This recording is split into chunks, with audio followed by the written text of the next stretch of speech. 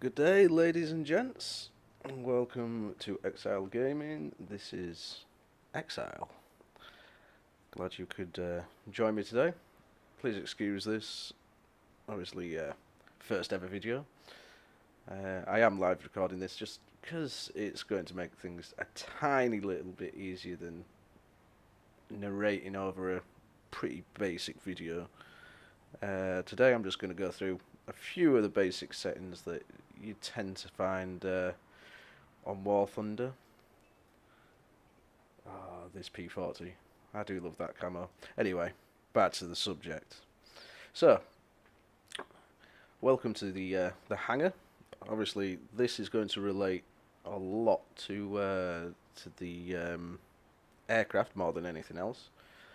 That is basically what I play. So, hopefully I can share a little bit of knowledge with you guys. Alright, first up, let's go into options. Obviously, bringing up the options, main parameters, graphics, sound, voice chat, internet, radio, social. Some of these will apply to, obviously, all of the PC players. Obviously, I know some of you guys are on the consoles. So, I'll talk through some of the main things that I use. So, first up, automatically joining squads. Yes, I have that selected while I'm in solo play, so to speak, just because there's obviously certain bonuses that you can only get while in a squad, and sometimes it could be worth meeting up with people within the game. Okay, then we go down to the air battle settings. Now these are all very selective. Third person view, obviously, targeting distance, that varies depending on what plane you're playing. I will go into that at a later date, but for now, we'll just gloss over those two. Bomb fuse, again, depending on what you want. Aerobatic smoke, you can choose the colour of your smoke. Pretty self-explanatory there. Show pilot in cockpit, again, if you want to see your pilot when you're in cockpit view, you can see the pilot there. Ignoring those two, they're more, well, I say ignoring those two. Let's just go with ignoring that one. Automatic aircraft rearmament on the airfield. I don't know if you guys can hear that, but I'm currently sat in a thunderstorm. Do apologise if you do hear it. Automatic aircraft rearmament on the airfield. Now in realistic, which is where this is going to be aimed at more than anything,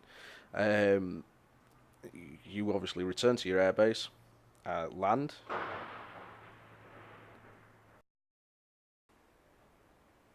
Apologies for that. A rather large lightning strike just near my house, so just had to pause the recording there. Anyway, back to where we were. So yeah, automatic aircraft rearmament on the airfield. Obviously, realistic more so. Land, rearm. It just means that you're not having to press R to rearm. It just does it automatically. Crosshair, and colour. Again, personal thing. Now these are the points that you want to look at, especially indicated airspeed. IAS, you want to have that switched on. Obviously, as you go up, I'm not going to go too much into the science of it. Your relative speed changes due to the pressures of the air and the resistance of the aircraft. So always have that on, so you can kind of gauge what sort of state your speed is, rather than what your would be travelling at ground level. Show leading, that's mainly for arcade. Display damaged aircraft and camera from aircraft gunner sight. Again, obviously that's self-explanatory on both of them. Won't go too much into the tank stuff there. Again, all these battle interface settings, personalise them, explore them yourself. These bottom three, fuel indication, and ammo indication, temperature indication. Sorry, can't speak today. Always have them showing. You need to know what level your fuel is. You need to know your ammo, and you need to know what temperature your engine's running, especially in realistic. If you're running your engines hot, you run the by weapon all the time. You run the risk of damaging your engine. Now, measurement units again, set them up as you wish. They're self-explanatory, obviously. Okay, and the rest of them are just varying chat and player markers, etc., etc. Okay, that's basically it for the for your main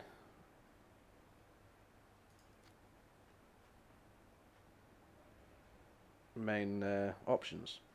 We'll go into controls a little bit because there's some bits and pieces that are relative to both PC and console. Obviously, these are all set up to my PC controls with the mouse and keyboard. Now I have on here everything: mechanization, toggle flaps, flaps down, flaps up, air brake, toggle gear. Obviously, self-explanatory is toggle gear, air brake. Some of the dive bombers and some of the bombers have air brakes to obviously slow you down trying to get onto target. Flaps up, down. Obviously self-explanatory. One puts your flaps up. Some planes have basically two Spitfires, for example, 2 stages. You have no flaps or landing flaps.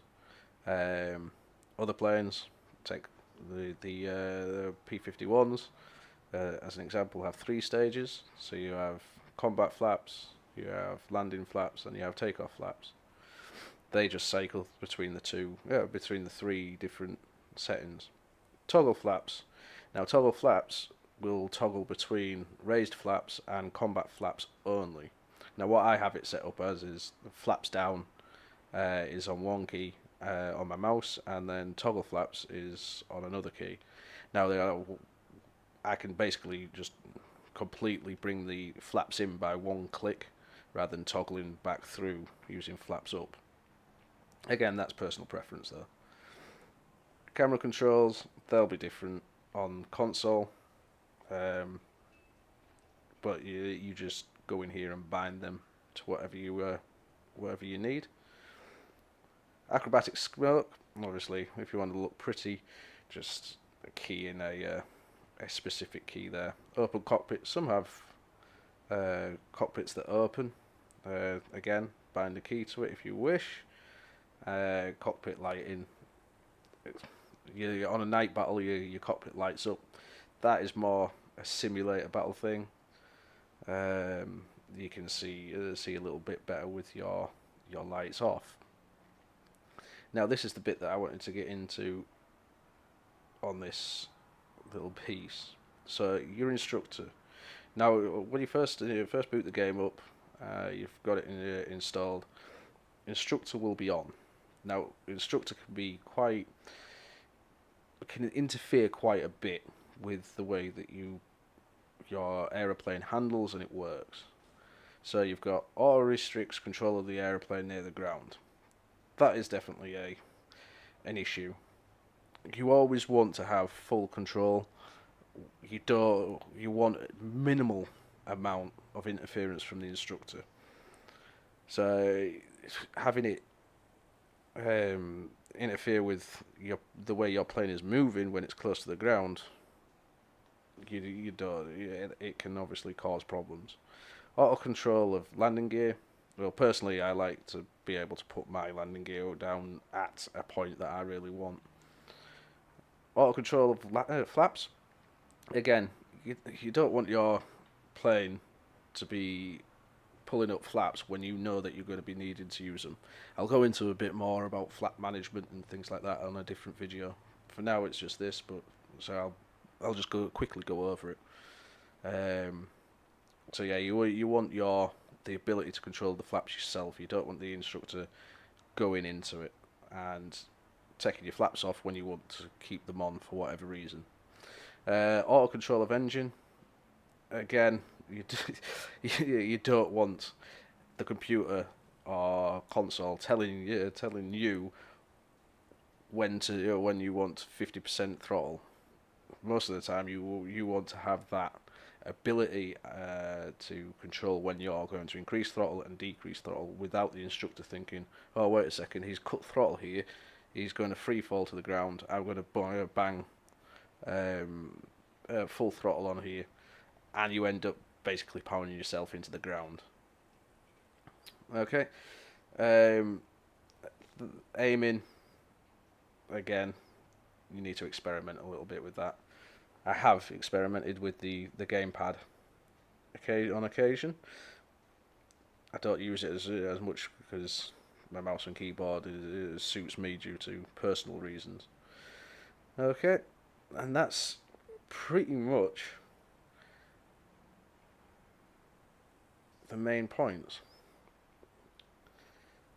Obviously, again, a lot of this you just need to go in and play with yourselves, experiment, figure out what works. Everyone is individual and everything works individually. Some things may work for me that may not work for you. If you are on PC, different people can use different key bindings that they can reach. I won't necessarily have that same key binding because I have a preferred placement for that particular key, and I use it in a particular way. So, like I say, it's all individual. Like I say, I'll be back with another video hopefully. I'll start going into a few other bits. I know I've had a few requests about combat flaps and the use of, so I may look at making that in my next video. In the meantime, take care, thank you for watching, and I'll see you all again next time.